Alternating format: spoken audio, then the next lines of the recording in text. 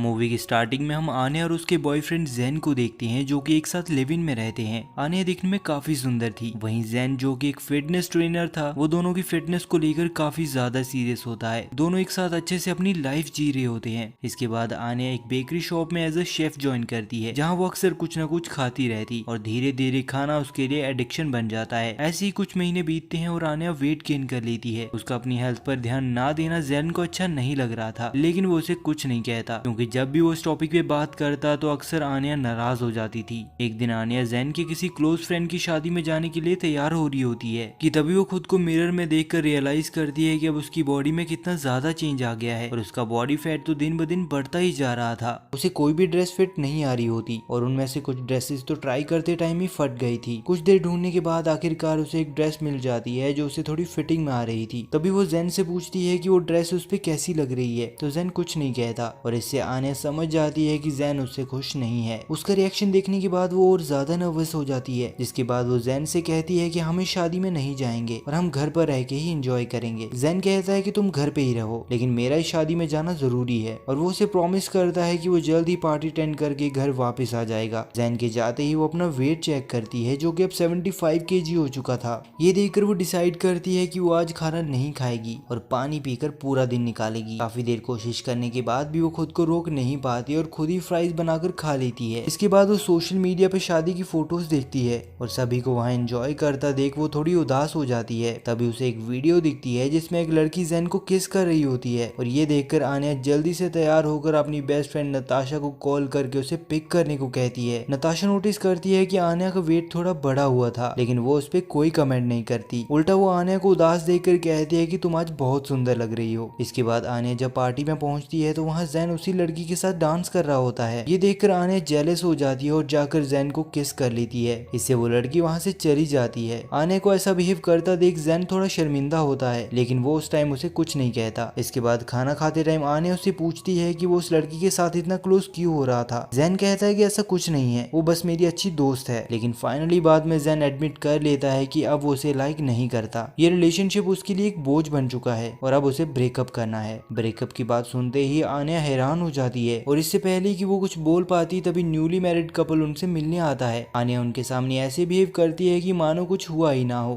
तभी ब्राइड उसके बढ़े हुए वजन का मजाक उड़ाती है, जिससे आन्या और ज्यादा टूट जाती है। ये सब के बाद जैन उसे ब्रेकअप करके उसे वहीं रोता हुआ छोड़कर चला जाता है। आन्या पूरी तरह से टूट चुकी थी। इसके बाद वो बस पकड़कर अपनी माँ ओल्गा से मिलने उसके घर जाती है। घर पहुंचकर वो अपनी माँ को सब बता देती है। उसकी माँ कहती है कि तुम्हें अपने ऊपर ध्यान देना होगा, नहीं तो कोई तुमसे शादी नहीं करेगा। अपनी माँ की ऐसी बातें सुनकर आन्या का मूड और खराब हो जाता है। उस रात आन्या अपनी माँ के घर पर ही रहती है, जहाँ वो सोने से पहले जैन की फोटोज देख रही होती है क्योंकि उसे उसकी याद आ रही थी। इसके बाद स्क्रॉल करते करते उसे अपनी पुरानी फोटोज दिखती हैं और उसे देखकर वो फिर से सैड हो जाती है। अगली सुबह नताशा उसे कुछ दिन रहने के लिए अपने घर पे बुलाती है, जहाँ वो अपने पति दीमस के साथ रहा करती थी। ये अपार्टमेंट इतना बड़ा नहीं था, इसलिए आन्या बालकनी के पास अपना बिस्तर लगाती है ताकि उन दोनों को उसकी वजह से कोई दिक्कत ना हो। आन्या को उदास देखकर नताशा उसे कंट्रोल करते हुए कहती है कि तुम्हें जैन को भूलना होगा, यही तुम्हारे लिए सही रहेगा। वही आन्या जब भी जैन की बात सुनती तो उसे रोना आ जाता क्योंकि वो अभी भी चाहती थी कि वो उसकी लाइफ में दोबारा वापस आ जाए। इसके बाद दीमस भी उसे समझाने की कोशिश करता है, लेकिन उसकी बातों का उस पर कोई असर नहीं होता। आन्या ऐसे ही कई दिन जैन की याद में रोते हुए बिता देती है। उसे इस तरह देखकर नताशा उसे समझाती है कि तुम्हें रोके कुछ नहीं मिलने वाला। साथ ही वो उसे एक स्टोरी भी बताती है कि मेरी एक दोस्त के साथ भी सेम ऐसा ही हुआ था, लेकिन वो रोने की बजाय जिम गई और उसने 1 महीने के अंदर ही अपना सारा एक्स्ट्रा वेट लूज कर लिया था। जब उसके बॉयफ्रेंड ने दोबारा उसे शेप में देखा तो उसने फिर से उसे प्रपोज किया, लेकिन इस बार उस लड़की ने सभी लोगों के सामने उस लड़के को रिजेक्ट करके उसे सबक सिखाया। तभी अचानक दीमस आकर उनपे एक बाल्टी पानी फेंकता है, जिससे फाइनली आन्या के चेहरे पे कुछ दिनों बाद हंसी वापस आ जाती है।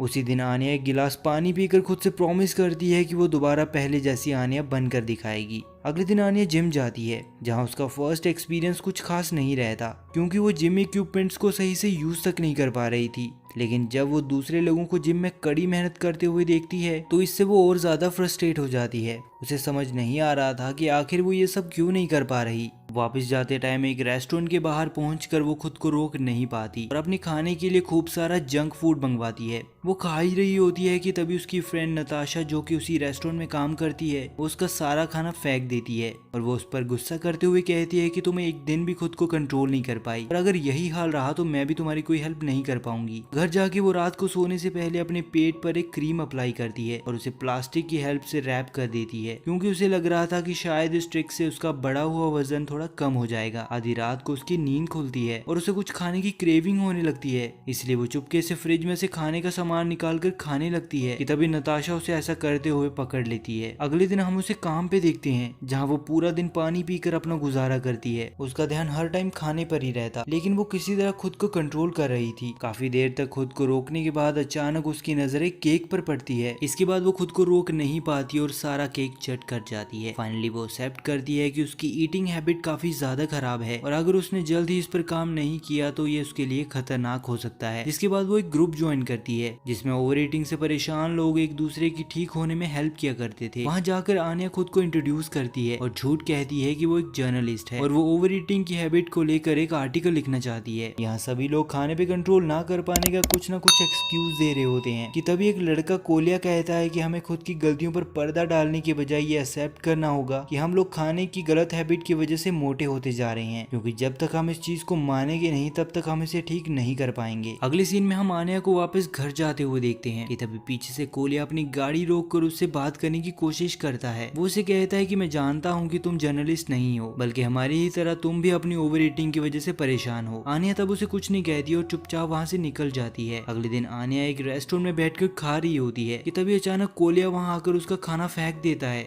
इसके बाद वो उससे कहता है कि मेरे पास एक आइडिया है, क्यों ना हम एक दूसरे के फिटनेस स्पॉन्सर बन जाएं। हम दोनों एक दूसरे की डाइट का ध्यान रखेंगे, एक साथ एक्सरसाइज करेंगे, जब भी हमें खाने की क्रेविंग होगी तो उस टाइम एक दूसरे को मोटिवेट करेंगे। इसके बाद कोलिया उसे अपना नंबर देते हुए कहता है कि अगर तुम्हारा मन हो तो मुझे कॉल करना। वापस घर आकर वो कोलिया की प्रोफाइल चेक करती है और वो नोटिस करती है कि वो वेट लूज करने के लिए कितनी ज्यादा मेहनत कर रहा होता है। अगले दिन कोलिया किसी तरह नताशा के घर का पता लगाने में कामयाब हो जाता है और वहाँ आकर वो आन्या को अपने साथ रनिंग पे चलने को कहता है। आन्या जाने से मना करती है, लेकिन नताशा के फोर्स करने पर उसे जाना पड़ता है। स्टार्टिंग में कुछ दिनों तक वो कोलिया के साथ चलने में एम्बेरस फील करती है, ना ही वहाँ जाकर वो सही से एक्सरसाइज कर रही थी, लेकिन धीरे धीरे वो दोनों दोस्त बन जाते हैं और अब आन्या भी उसके साथ कंफर्टेबल हो चुकी थी। कोलिया एक अच्छा लड़का था और वो हमेशा पॉजिटिव रहता और अक्सर आन्या को इंस्पायर करता। आन्या भी अब कहीं ना कहीं उस पर डिपेंड हो चुकी थी और वो हमेशा उसके साथ ही एक्सरसाइज किया करती। आन्या अब अपनी डाइट पर भी अच्छे से ध्यान दे रही थी। वो कहीं भी पार्टी में जाती तो ज्यादा खाने से परहेज किया करती और कई महीनों की कड़ी मेहनत के बाद वो फाइनली अपना एक्स्ट्रा वेट लूज कर रही थी। इससे वो काफी ज्यादा खुश थी और उसका कॉन्फिडेंस भी वापस आ चुका था। एक दिन कोलिया उसे लेक के पास एक सीक्रेट जगह पर लेकर आता है और कहता है कि जब भी तुम उदास हो या तुम्हें गुस्सा आ रहा हो तो यहाँ आकर जितना हो सके उतना जोर से चिल्लाना, इससे तुम्हारा मन हल्का हो जाएगा। वहीं इतना सब होने के बाद भी वो अभी तक जैन को भूल नहीं पाई थी और वो अभी भी उसके पास जाना चाहती थी। वहीं नताशा की लाइफ में भी सब कुछ ठीक नहीं चल रहा था। वो अपने काम में इतना बिजी हो चुकी थी कि वो अब दिमस को टाइम नहीं दे पा रही थी।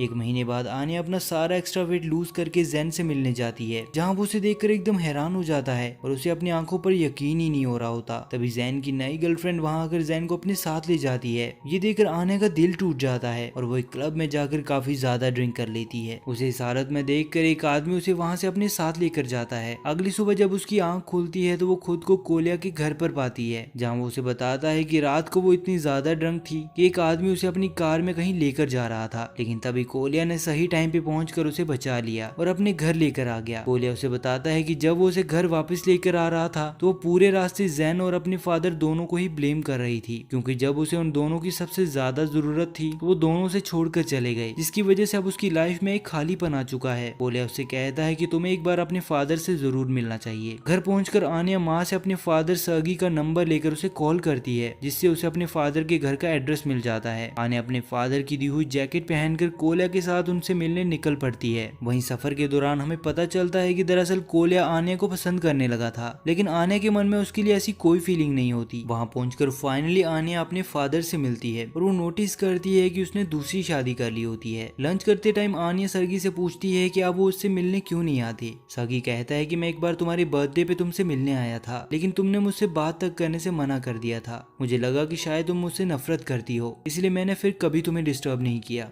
इसके बाद अचानक रात को आन्या रूम में गलती से कैंडल गिरा देती है, जिससे पूरे घर में आग फैल जाती है। आन्या जब बाहर निकलती है तो उसके कपड़ों में भी आग लगी हुई थी और वहीं खड़ा कोल्या आग बुझाने में उसकी हेल्प भी करता है। लेकिन सर्गी को आन्या की कोई चिंता नहीं होती, उल्टा वो उसका घर जलाने के लिए उसे अच्छा खासा सुना देता है। जिसके बाद आन्या डिसाइड करती है कि वो वहां पर और नहीं रुकेगी। आते टाइम रास्ते में वो कोल्या से कोई बात नहीं करती। वहीं जब कोल्या उसे उसकी माँ के घर पे ड्रॉप करता है तो उसके नाक पे किस करके उसे थैंक्स कहती है, जिससे कोल्या काफी खुश होता है और उसे लग रहा था कि आन्या भी उसे अब लाइक करने लगी है। वहीं दूसरी ओर जैन आन्या से मिलने उसके घर आता है और उससे अपने किए की माफी मांगता है। आन्या उसे माफ कर देती है और दोनों एक दूसरे को खतरनाक वाला प्यार करने लगते हैं। कोल्या उन दोनों को एक साथ देख लेता है और इससे उसका दिल टूट जाता है। प्यार का कार्यक्रम खत्म होने के बाद जैन आन्या से कहता है कि हम दोनों ने ब्रेकअप करके बिल्कुल सही किया था, क्योंकि अगर मैं ब्रेकअप नहीं करता तो तुम कभी पतली होती ही नहीं। उसकी बात सुनकर आन्या को बिल्कुल अच्छा नहीं लगता और वो समझ जाती है कि ये इंसान उससे नहीं बल्कि उसकी बॉडी से प्यार करता है। जिसके बाद वो जैन को वहां से जाने के लिए कहती है।